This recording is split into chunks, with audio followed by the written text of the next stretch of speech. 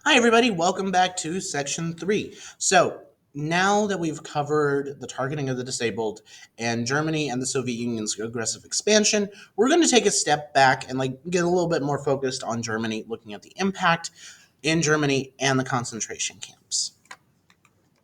So it revolutionized the revolution. This allowed authorities in Germany to increase the changes at home and silence those who spoke out against it, including restrictions on public meetings and control of the press, which will increase in 1939 following the Nazi invasion of Poland.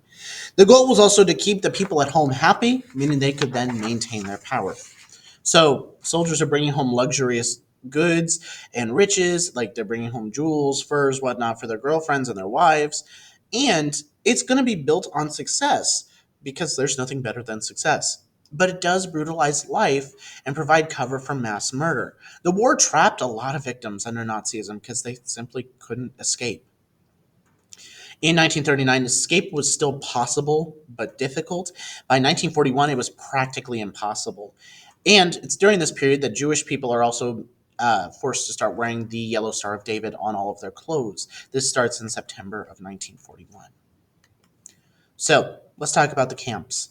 They had been expanding since Hitler came to power, with about 44,000 camps and prisons across Nazi controlled territory. The term concentration camp is synonymous with Nazism. It is also a crucial component of the Nazi system. This idea of mass incarceration of those deemed unwanted came with a minimal or non existent legal process, meaning the lists are endless and cases often disappeared. Another example we have to highlight are the Soviet gulags. Along with this, there's a modern day example of the Uyghurs in China. Now, they're currently sitting in internment camps called re education camps, but they're very similar to the camps we're talking about right now. To provide a quote from the Soviet gulags, this is from Janusz Bardach in his book Man as Wolf to Man. Davai, davai, Podyanis. I could barely hear the guards' commands in the roaring wind, which wailed from all directions like a circle of vociferous wolves. It bit at my face, blew dirt in my eyes, and beat against my ears and head. A sagging charcoal sky grazed the peaks of the surrounding hills. The thick air coated my face and clothing and left a lacy white residue on the shrubs near the bay. I rubbed my arms and licked the salt off of my lips. Some prisoners had hats, others bound their heads with scarves. I tucked my chin down, raised my shoulders, and covered my ears with my hands. This is him describing his experience arriving at one of the worst gulags in Russia, Kolmio. I should say the Soviet Union, excuse me. So these are sites of impunity. There are five main types of camps that we have to talk about. There's the concentration camps, the labor camps, POW camps, so prisoners of war, transit camps, so these are like stops along the way to other camps, and the killing centers. Most, well, actually, all existed outside of the law, which meant cases and people disappeared. The lack of judicial or public oversight meant cases were completely ignored. There was no legal process to get out. Territorial conquest also brought new kinds of prisoners. This includes most of the groups we've been talking about, along with political prisoners, Catholic priests, common criminals, communists, socialists, Jehovah's Witnesses, members of the LGBTQIA plus community, and resistance fighters.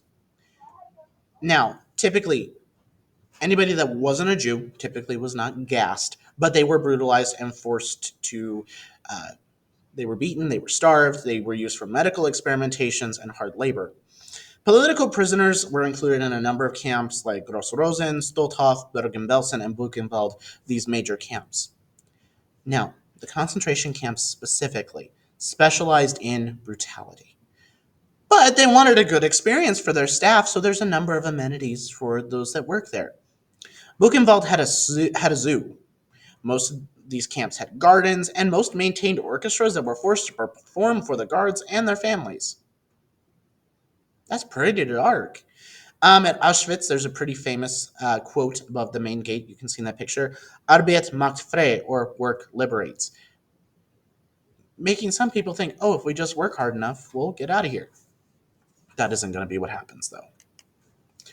Now, camp personnel, top positions were typically filled from the German police, with unskilled workers being hired as guards. Outside of Germany, the SS will solely run the camps, often being trained at Dachau, which we talked about a couple weeks ago. It's important to note women also work at the camps as well. There was about 2,000 female guards working with the SS at the Ravensbrück camp specifically. This image here features female guards at Bergen-Belsen. So within the prisons, there's also a pretty significant hierarchy we have to talk about. Prisoners are going to be appointed to supervise and control other inmates. These are known as the capos. They're leaders of labor gangs and gain some power and privilege in the process. Now, they did remain answerable to Nazi officials. And these divisions helped the Nazis. It helped to undermine solidarity and keep people separated. Now, it utilized a system of different colored badges to identify various groups. Criminals wore green, communists wore red. Typically, the capos came from the green and red groups. Roma and the socials wore black. Jehovah's Witnesses wore purple. LGBTQIA plus people wore pink. And Jews obviously wore the yellow triangles to form the Star of David. Now, those in charge devised various forms of humiliation of each of their victim groups, whether it be forcing members of the LGBTQIA community to perform acts that were conducive with being straight, and often launching attacks against Jewish people on Jewish holidays like Passover and a variety of others. Now, that's not to say that there weren't efforts to maintain solidarity. The Nazis tried to divide and conquer their prey. They would go so far as to force competitions for small pieces of bread. But there are groups within the camps that will work with the resistance. In Ravensbrück, women connected with the Polish underground and snuck a camera in and documented the violence, specifically the medical experiments on prisoners known as rabbits. We would use the term guinea pigs today to refer to the experimentation, but they took enough evidence of it with those pictures. At Mauthausen, Spanish prisoners of war made copies of pictures taken by the Nazis, essentially forming a secret archive that would then be used at the Nuremberg Tribunal in 1946 and onwards.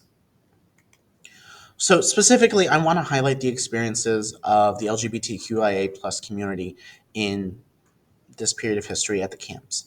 The regime had harassed gay men since the early days of their time in power. They had convicted roughly 50,000 men under paragraph 175. Between 5,000 and 7,000, which is why the slide says roughly 6,000, died during World War II in the camps. Well, with half that number being in the camps, excuse me. They did have experiences unique to them. A lot of times Hitler's regime went back and forth. They were confused. Was being gay was that biological or was it acquired? They kept going back and forth because if it was biological, they're going to kill them. If it was acquired, they could simply re-educate them and send them back. Now, it's important to note, unlike communities like the Jews, the Nazis are never going to mount a systematic effort to wipe them out. Arrests did peak in 1939, but they kind of dropped off after the war started. Many people did believe that gays in the military undermined military effectiveness, but it was not a priority during the war. By 1942, many concentration camps held paragraph 175 prisoners, with some camps organizing them into what are known as queer blocks. They fell near the bottom of the prison hierarchy like Jews and the Roma and suffered tortures, beatings, and medical experimentation while they were in the camps. About 60% of the pink triangle inmates died. You could be pronounced cured, but you had to perform properly. 1 second. Hello?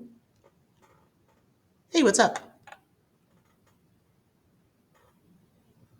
Yeah, I can take them if they're willing to wait a couple minutes. I'm in the process of filming a video for grad school. Yeah, I can take them. Yep, thank you. Bye. Sorry about that. Where was I? 60% of the pink triangle inmates died. This is compared to 41% of political prisoners and 35% of Jehovah's Witnesses. So pretty high percentage of LGBTQIA inmates did die in the camps. And they could be pronounced cured if they performed properly. You can probably surmise what that is on your own. But it's important to understand this persecution continued after the camps as well. They could be arrested and sent to prisons again after they'd been liberated and after World War II. Paragraph 175 prisoners are, however, only a small part of the story. Queer people existed in every category of prisoner. It's not subjective to limit to one group. It is a massive topic that encompasses pretty much every group that was imprisoned in the camps. So we have a quote from Margaret Human. Because of my caring for another human being, we somehow never lost our dignity and remained people. She was sent to the camps and fell in love with another female inmate, and her experience of falling in love helped her survive. All right, let's talk about that final assessment. So, you're going to read the following quote from Primo Levi, a very famous author who was sent to Auschwitz.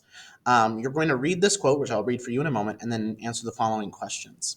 So, we are slaves, deprived of every right, exposed to every insult, condemned to certain death, but we still possess one power, and we must defend it with all our strength, for it is the last, the power to refuse our consent.